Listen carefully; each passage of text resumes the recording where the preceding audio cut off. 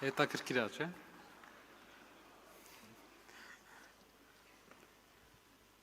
Մի քիչ էլ համբերությունը չարաշահենք։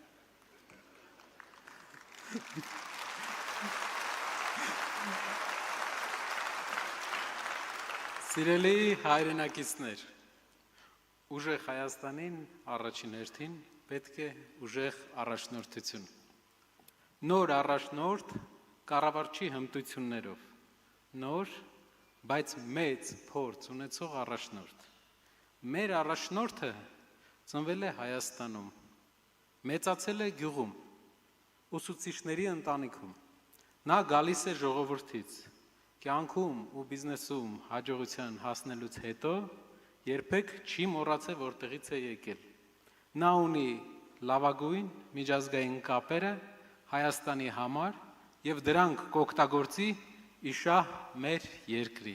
Նա դա ապացուցել է գործով եւ ոչ թե խոսքով։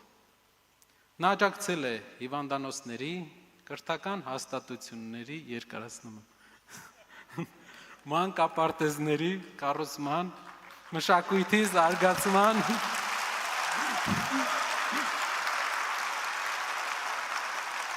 աշխատատեղերի ստեղծման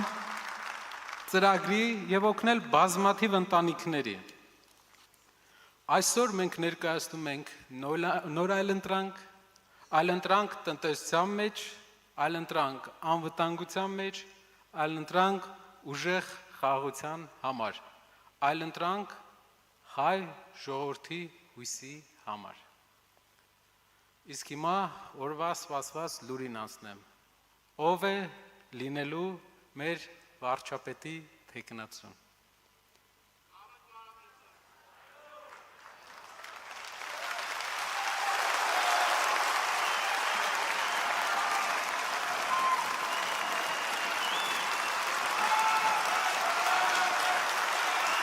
Մեր կուսակցության վարչապետի թեկնածուն պարոն Կարապետյան, Սամվել Կարապետյան։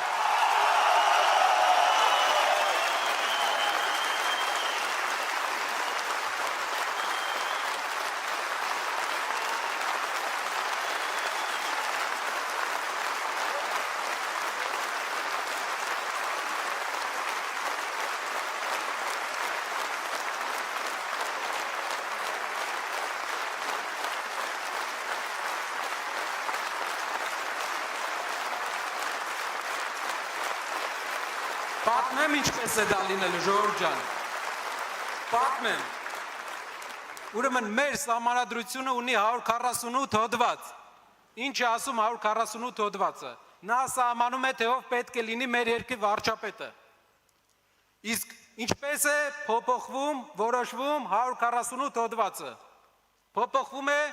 ազգային ժողովով, ազգային ժողովի քվեարկությամբ եւ ոչ թե սահմանադրական բարեփոխումներով։ Իսկ ինչ ընտրություն է լինելու հունիսի 7-ին։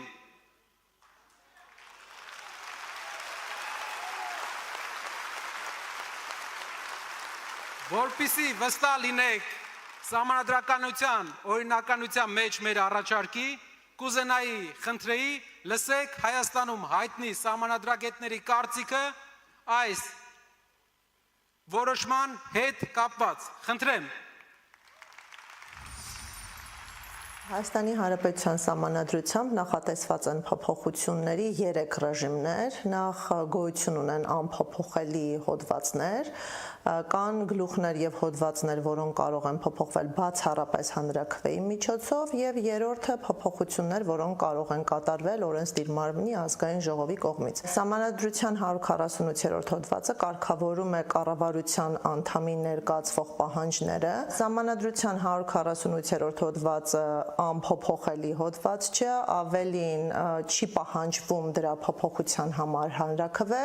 ուստի այս հոդվածի փոփոխությունները բավականին ճկուն են, անհրաժեշտ է ազգային ժողովի կողմից փոփոխությունների տեքստի ընդունում։ Նախաձեռնությունը տեղի ունենալու պարագայում նախագիծը դրվում է քվեարկության ազգային ժողովում եւ այն պետք է հավաքի падգամավորների ընդհանուր թվի 2/3 ձայները։ Սահմանադրության 148-րդ հոդվածը, այլ կերպ ասած կառավարությանը ներկայացվող պահանջները, որտեղ որ հղում է տրվում падգամավորներին ներկայացվող պահանջներին, ինքը կարող է փոփոխվել ավելի պարզեցված, այսինքն ազգային ժողովի կողմից։ Պետականագիտական առումով կարևորագույն հարցերը պետք է շատ խորքային քննարկման առարկա դառնան, նոր համտասխան որոշումներ կայացվեն։ Սահմանադրության 148-րդ հոդվածը սահմանում է կառավարության անդամի ներկայացվող պահանջները։ Սահմանադրության 148-րդ հոդվածը կարող է փոփոխվել ազգային ժողովի կողմից ձայների որակյալ մեծամասնությամբ, այսինքն դա այն բացառությունների մեջ չի մտնում, որոնք կարող են փոփոխվել միայն հանրաքվեով։ Այո, ազգային ժողովը կարող է փոփոխել վարչապետին եւ կառավարության մյուս անդամներին ներկայացվող պահանջները։ Սահմանադրության որոշ դրույթներ փոփոխվում են ազգային ժողովի որոշմամբ, կոնկրետ 202-րդ հոդվածի առաջին մասում նշված են այն հոդվածները, այն գլուխները նաև, որոնք կարող են փոփոխվել միայն հանրաքվեով։ 148-րդ հոդվածը այդ ցանկում չկա։ Սա նշանակում է, որ մենք պետք է ղեկավարվենք, եթե փոփոխելու անհրաժեշտություն հիմքեր լինեն, 202-րդ հոդվածի երկրորդ մասով համաձայն, որի այդ փոփոխությունները կատարվում են արդեն ազգային ժողովի որոշմամբ։ Ազգային ժողովը առանց հանրաքվեի կարող է սահմանադրության որոշ գլուխներում եւ հոդվածներում կատարել փոփոխություններ։ 148-րդ հոդվածը չի մտնում 202 հոդվածի առաջին մասում սահմանված այն գլուխների եւ հոդվածների ցանկում, որոնց համար պարտադիր է հանրաքվեի անցկացումը։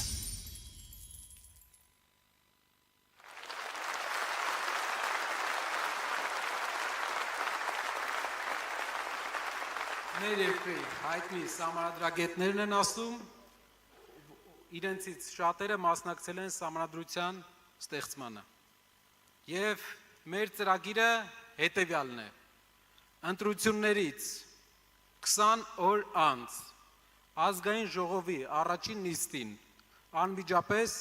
հանդես կգանք համապատասխան օրենսդրական փոփոխության որոշմամբ։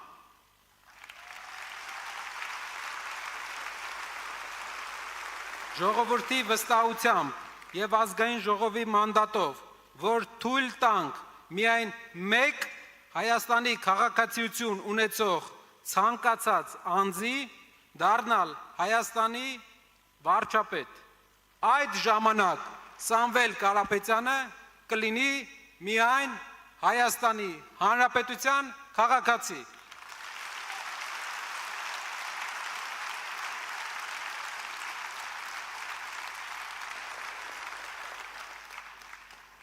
Մենք վստահ ենք, որ բոլորս միասին շրջելու ենք մեր զարգացման անիվը, վստահ ենք, որ հաղթելու ենք ու վստահ ենք, որ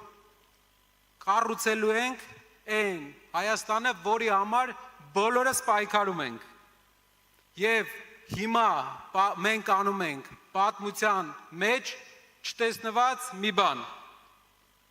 Պատրաստել ենք անակնկալ երկրի ապագա առաջնորդի ուղերձը կկարդա Սամվել Կարապետյանի փաստաբանը արհեստական բանականությամբ օգնությամբ։ Ոչինչ չի լռեցնի մեր ձայնը եւ չի բանտարկի մեր ազատությունը։ Հայաստանի